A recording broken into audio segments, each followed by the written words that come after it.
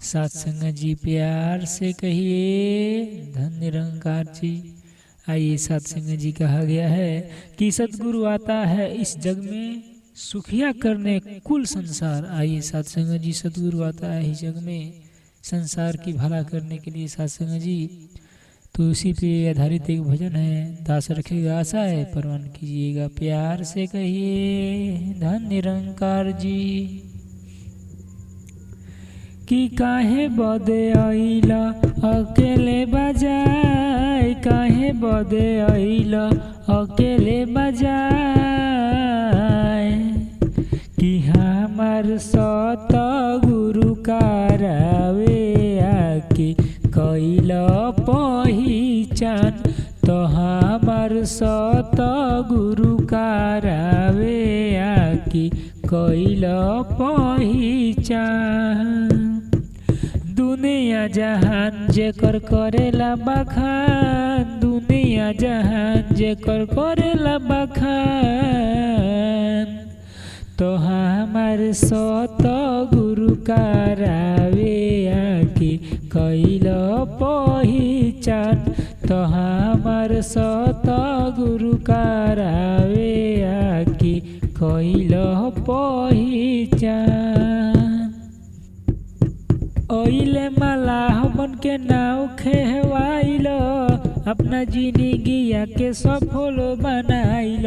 आइल बा मलाह बन के नाव खेवाइल, अपना जिंदगिया के सफल बनाइल। आके देख आइल बावे भगवान, आके देख आइल बावे भगवान, कि हमार सत गुरु करावे आके कैला पहिचान। तो हमार सत गुरु करावे आके कैला पहिचान।